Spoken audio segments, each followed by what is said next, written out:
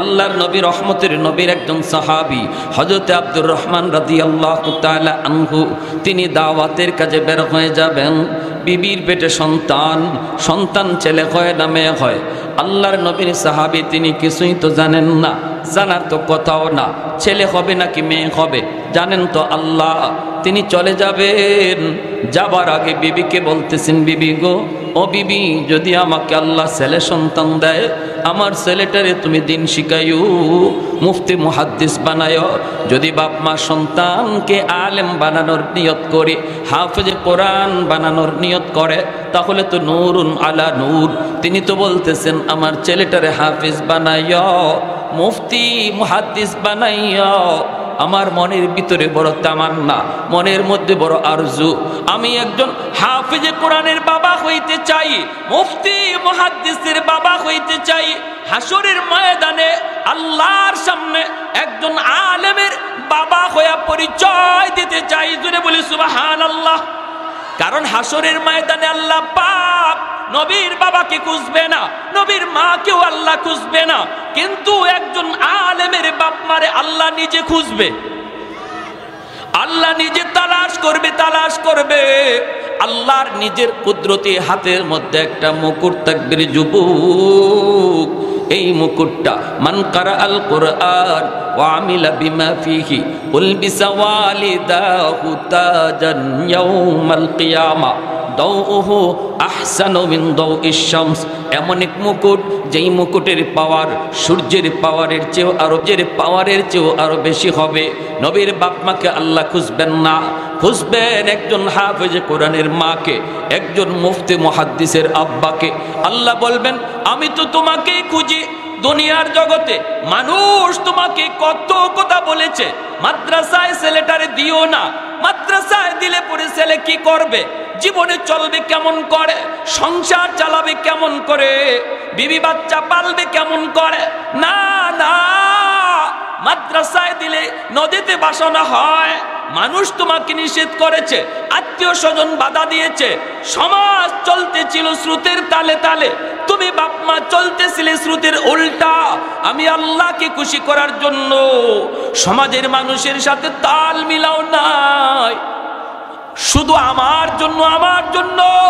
অতএব আজ আমি আল্লাহ নিজে তোমাকে পুরস্কার দিব। তোমার সন্তানের মাথায় পাগড়ি পরাইল দুনিয়ার জগতে তার ওস্তাদগণ, এলাকার মানুষগণ তার মাথায় পাগড়ি পরাইল, কিন্তু আমি বাবা, তোমরা বাপ মার মাথায় পাগড়ি পরাবো হাসরের ময়দানে আমি আল্লাহ নিজে। এজন্য বাপ্পারা মাথায় আল্লাহ পাগড়ি পরাবে। দুনিয়াতে মুফতি সাহেবের আব্বারে মানুষের ডাক দিয়েছে, ও মুফতি সাহেবের আব্বা, ও হাফিজ সাহেবের আব্বা। হাসরের ময়দানে আল্লাহ মানুষ যেই নামে যারে ডাকে, হাসরের মাঠে আল্লাহ ওই নামেই ডাক দিবে, ও হাফিজ সাহেবের আব্বা, ও মুফতি সাহেবের মা। আল্লাহু আকবার। তিনি চলে গেলেন দাওয়াতের কাজে। এইদিকে আল্লাহর রহমতে ছেলে সন্তান হইছে। ছেলে সন্তান মেয়ে সন্তান দেয় কে? হ্যাঁ, ছেলে দেয় কে? মেয়ে সন্তানও দেয় কে? সবারই একই আছে তো না, কোনো ঝামেলা আছে? তাহলে মেয়ে সন্তান হলে স্ত্রীর উপরে রাগ করেন কেন? গোসা হন কেন? বাপের বাড়ি পাঠাইয়া দেন কেন? 3 দিন কথা বলা বন্ধ। ছেলে হলে গরু জবাই করে, মেয়ে হইলে খবরই দেয় না। হ্যাঁ, তাহলে আপনি যদিও বললেন মেয়ে দেয় আল্লাহ, আপনার আচরণে বুঝাইল মেয়ে দিছে আপনার স্ত্রী, হের দোষ। ইমান থাকবে এই ধরনের আচরণ করলে? আল্লাহ নবী বলে মেয়ে সন্তান রহমত লইয়া দুনিয়াতে আসে। জোরে করেন না সুবহানাল্লাহ। মিয়া খুশি হন মিয়া, আল্লাহ আমারে 3টা মেয়ে দিছে, আমি খুশি। একটা ছেলে 3টা মেয়ে দিছে। দেখেন মেয়ে হইলে কি হয়। আমার বড় মেয়েটা কালকে ফোন দিছে, বড় মেয়ে দিছে না, ওরা গেছে নানার বাড়িতে বেড়াইতে। ওর মা ফোন দিছে, ফোন দিয়ে বলতেছে তোমার মেয়ের সামলাও। আমি বললাম কি হয়েছে? 14 বছর বয়স, 14-15। এরপর ওর নানু ফোন দিছে, বাবা তোমার মেয়েটারে বুঝ দাও। আমি কি হয়েছে, ঘটনা কি? হঠাৎ করে মেয়ে রাত যখন 12টা বাজে ওর মা আমার ফোন দিছে, কোথায় আছেন? আমি বললাম যে আমি অমুক জায়গায়, অনেক দূরে। এতটুকু শুনছে শুধু মার কাছ থেকে। আর আমি বলছিলাম যে আজকে একটু গ্যাসের প্রবলেম হইতেছে, বুকটা ব্যথা করে। এরপরে আমার মেয়ের কান্না শুরু হয়েছে। কান্না কারে কয়? নানি বুঝ দিতে পারতেছে না, খালায় বুঝ দিতে পারতেছে না, মায় বুঝ দিতে পারতেছে না, কানতে কানতে অস্থির শুধু এই কথা কইয়া, আমার আব্বা এত কষ্ট করে, আমার আব্বু এত কষ্ট করে, আব্বুরে পাই না, আব্বু কখন কোথায় থাকে, আব্বুর এখনই চুল পাইকে গেছে, এখনই দাড়ি পাইকে গেছে, এই কথা কইয়া হাও মাও করে ফুফায়া কানতেছে। বলেন আপনি, এতটুকু খবর পাওয়ার পরে একজন বাবার কলি যায়, তখন কি তুফান শুরু হয়। আমার অজরে চোখ দিয়া পানি ঝরতে শুরু হয়েছে। আমি মেয়েটার ফোন ধরে খালি গেছি, আম্মু আব্বু ভালো আছি, আব্বুর ব্যথা ছিল, ব্যথাটা কমে গেছে, তুমি কাঁদো না। তো আমার সাথে কথাই বলতে পারতেছে, শুধু বলতেছে আব্বু তোমার শরীরটা ভালো আছে, আব্বু তোমার শরীরটা ভালো আছে। আর এই মেয়ে সন্তান হইলে পরে আপনি মন খারাপ করেন। এটা জাহেলদের, জাহিলি যুগের খাসলত, আইয়ামে জাহিলিয়াতের খাসলত ছিল এটা। হযরত আব্দুর রহমান রাদিয়াল্লাহু তাআলা আনহুর ছেলে সন্তান হয়েছে। মা কেমন মা চিন্তা করেন, স্বামী নাই, স্বামী তো দাওয়াতের কাজে বের হয়েছেন। মা ছেলের নাম রাখলেন রবিয়াতুর রায়। হাদিসের বহুত বড় একজন রাওয়ী, হাদিস শাস্ত্রের বহুত বড় একজন মুহাদ্দিস, বহু হাদিসের রওয়ায়াত যার থেকে বর্ণিত। এমন একটা সন্তান দুনিয়াতে আসলো, আর মা শিশুকাল থেকে ধর্মীয় পরিবেশে তারে বড় করতেছেন। অসুবিধা দিতেছে আপনাদের ধর্মীয় পরিবেশে, কারণ একজন মা বাবার চেয়ে সন্তানের ব্যাপারে বেশি দায়িত্বশীল এবং বেশি জবাবদিহিতা মাকে দিতে হবে। আল্লাহর নবী বলেন, আল মারআতু রাইয়াতুন আলা বাইতি যাওজিহা ওয়া ওয়ালাদিহি। মাকে আল্লাহ জিজ্ঞেস করবে, তুমি তোমার স্বামীর ঘরের সমস্ত মালের হেফাজত করছো কিনা, এক প্রশ্ন। দ্বিতীয় প্রশ্ন, ওয়া ওয়ালাদিহি, তার সন্তানের লালন পালন কিভাবে করছো, সন্তান দেখাশোনা কিভাবে রাখছো। কারণ হলো সন্তান বাবার চেয়ে মাকে বেশি টাইম পায়। গর্বে ছিল তাও মায়ের সাথে, দুধ খাইছে তাও মায়ের সাথে, একটু বড় হয়েছে তাও মায়ের কাছেই, বাবা বাহিরে কাজকর্মে থাকে। এজন্য সন্তান মাকে বেশি টাইম পায় বিদায় মার আমলের আসর সন্তানের উপরে বেশি পড়ে, সন্তানের উপরে বেশি পড়ে। বাবার চেয়ে মার আমলের আসর বেশি পড়ে। মা যদি নেককার হয়, আশা করা যায় সন্তানও নেককার হয়। মা যদি বদকার হয়, সন্তানও বদকার হয়। মা যদি পেটে সন্তান নিয়ে বেশি বেশি টক খায়, সন্তান বড় হইয়া টক প্রিয় হয়। মা সন্তান পেটে নিয়ে যদি বেশি বেশি মিষ্টি খায়, সন্তান বড় হইয়া মিষ্টি প্রিয় হয়। মা সন্তান পেটে নিয়ে যদি বেশি বেশি গান শুনে, সন্তান গানের মাস্টার হয়।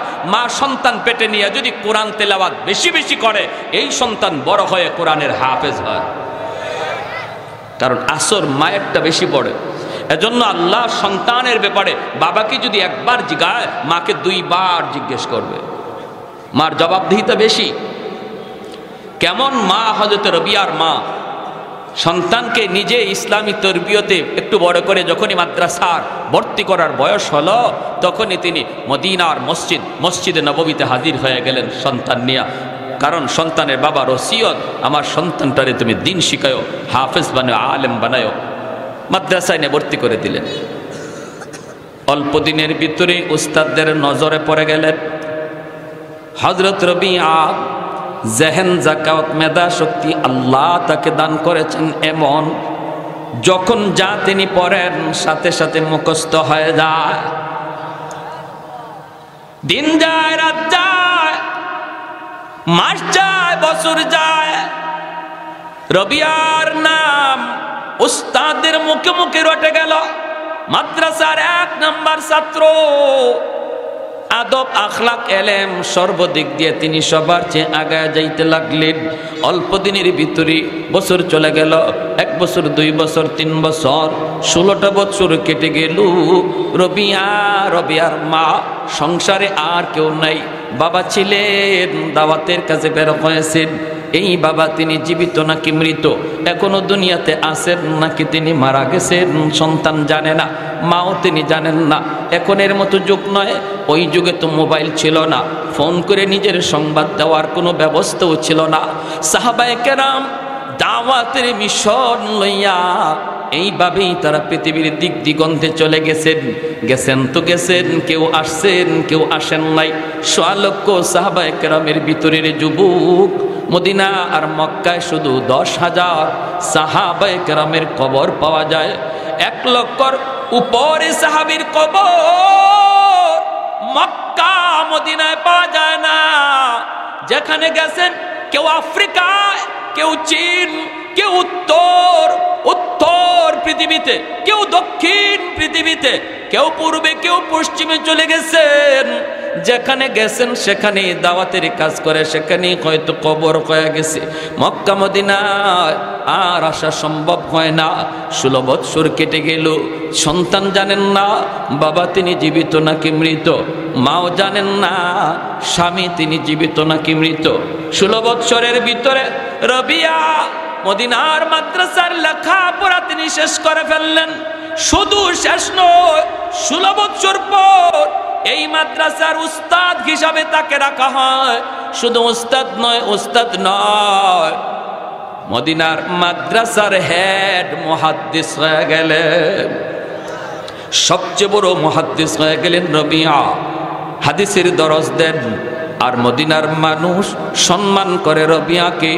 আল্লাহর নবীর মসজিদে নববীর ইমাম তারে বানায় দিলেন। আল্লাহু আকবার, আর একটু জোরে বলি আল্লাহু আকবার। যেই ছেলে মা ভক্ত হয়, বাবা ভক্ত হয়, এই ছেলের লেখাপড়ার মধ্যে বরকত দেয় কে? আর একটু জোরে বলেন কে? যেই ছেলে মা ভক্ত হয়, বাবা ভক্ত হয়, বাপ মাকে শ্রদ্ধা করে, বাপ মার কথা মাইনা চলে, এই ছেলের হায়াতের ভিতরে বরকত দেয় আল্লাহ, রুজির ভিতরে বরকত দেয় আল্লাহ, লেখাপড়ার ভিতরে বরকত দেয় আল্লাহ। 16 বছরের ভিতরে রবিয়া তিনি তো মদিনার মাদ্রাসার হেড মুহাদ্দিস, আবার মসজিদে নববীর ইমাম হয়ে গেলেন।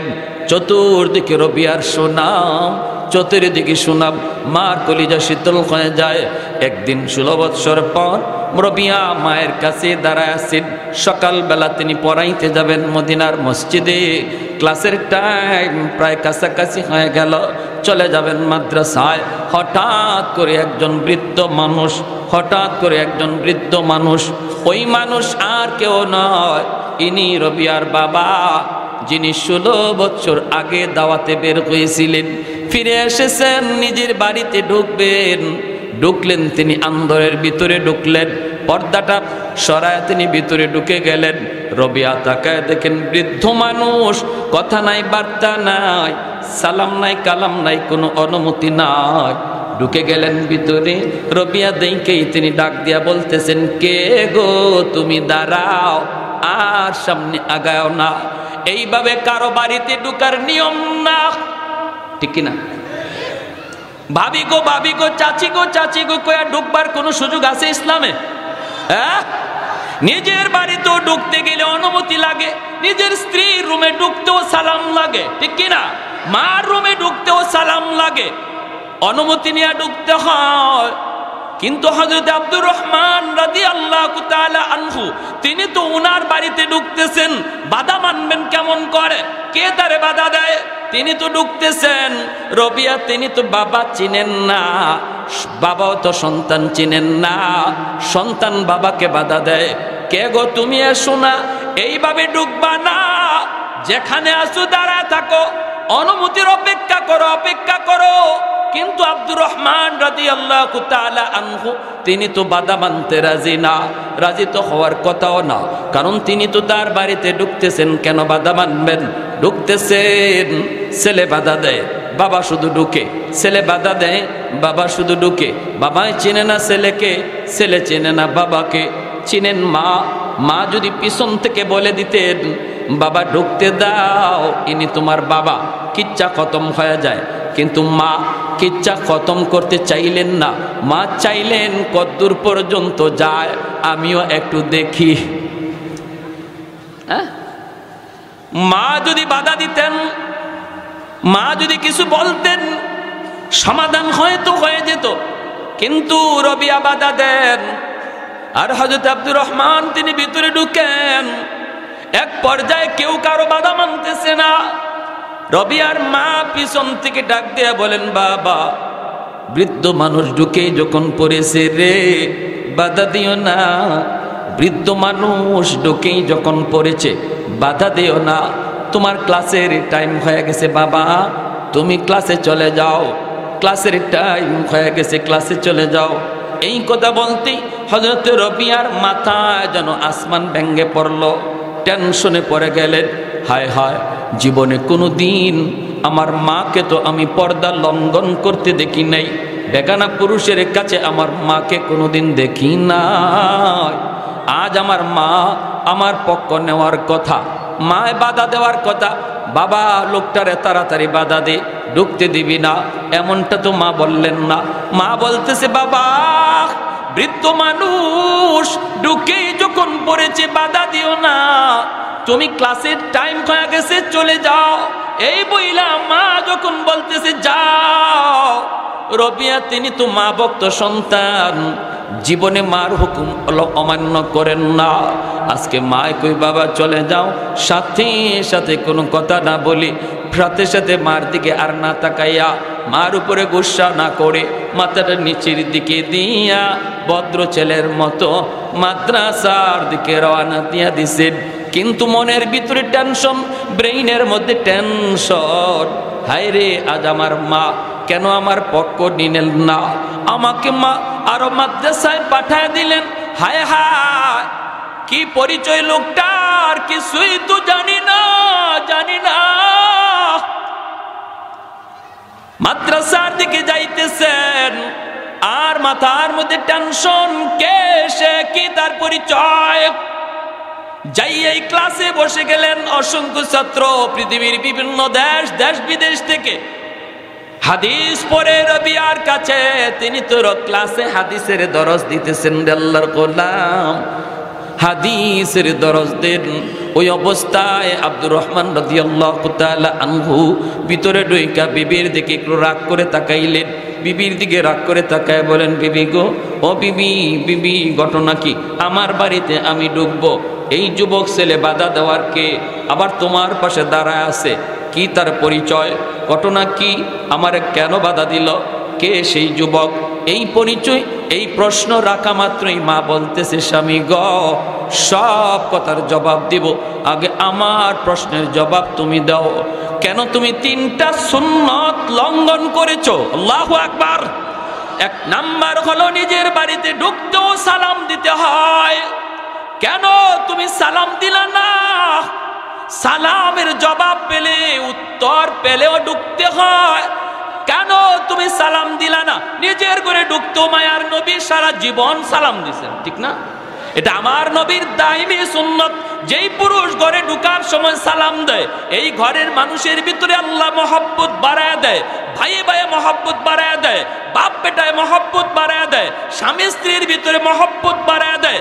সালামের দ্বারা মহব্বত বাড়ে, ঠিক কিনা?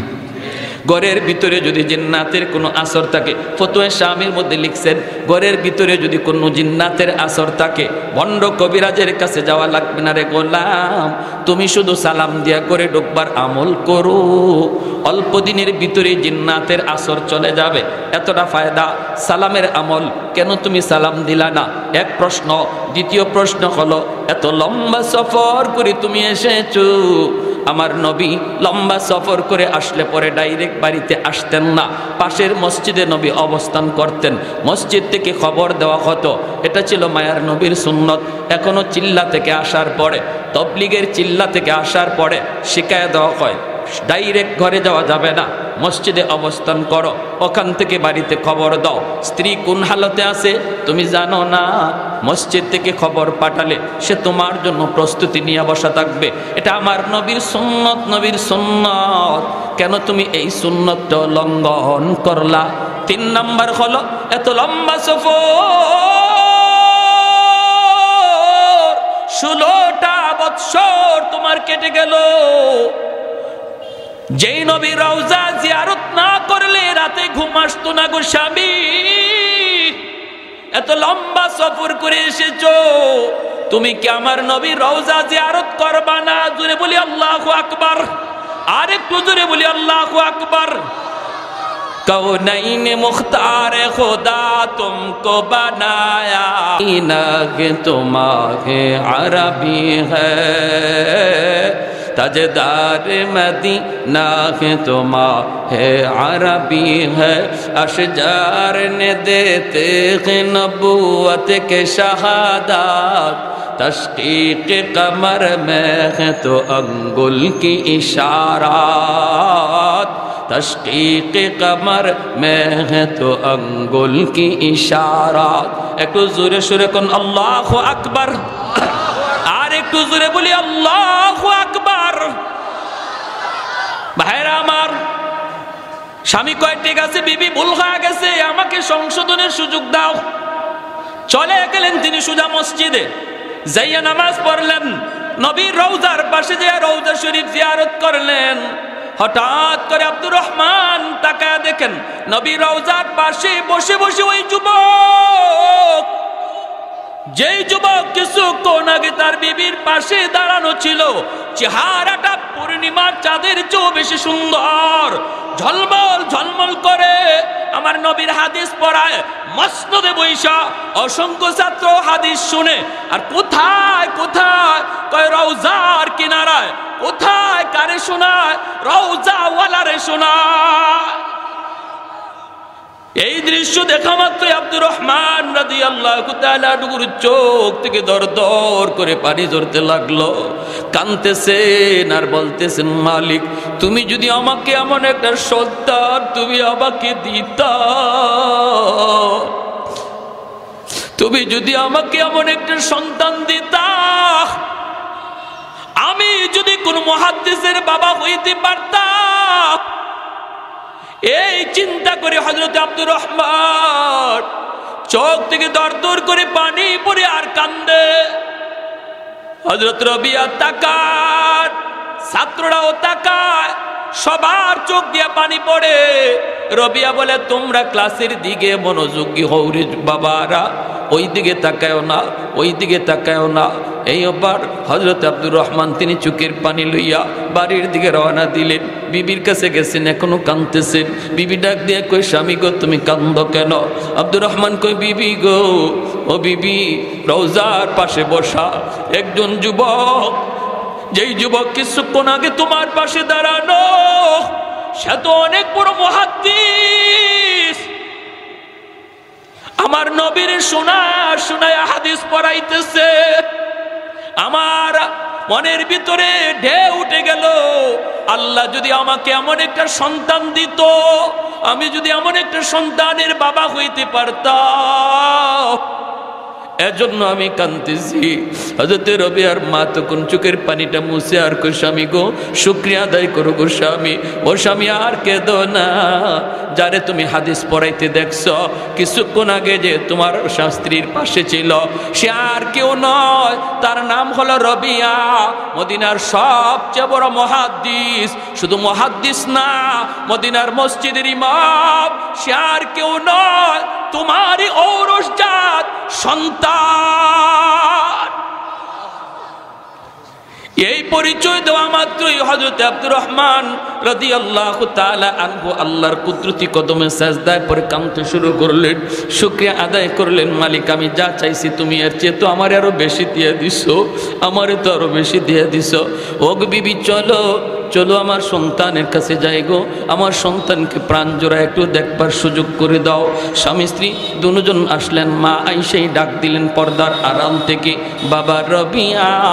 যেই মাত্র মায়ের আওয়াজ কানে যায় পড়ল, সাথে সাথে রবিয়া পড়া বন্ধ করে মায়ের ডাকে সাড়া দিতে বের হয়ে আসলেন।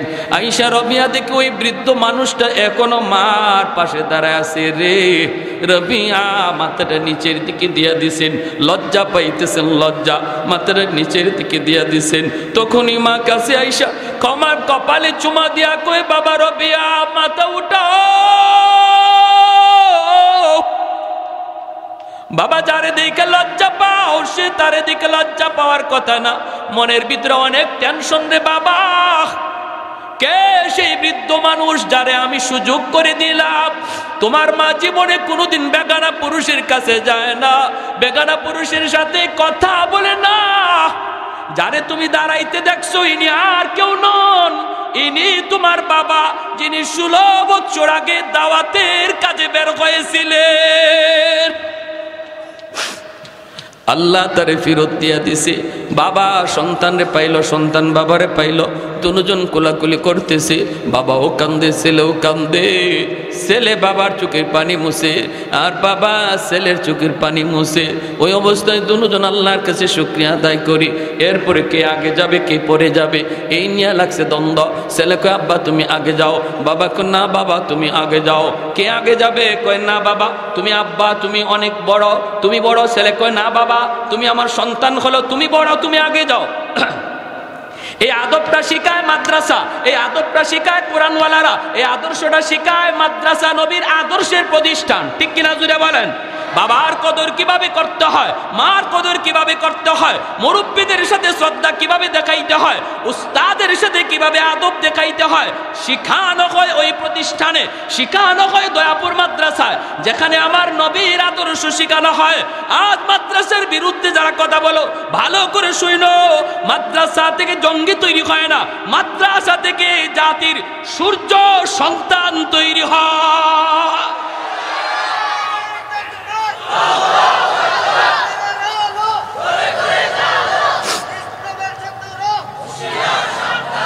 এজন্য বলতেছি বাবা যুবক একটু দিলটা নরম করে কথাগুলি শোনো।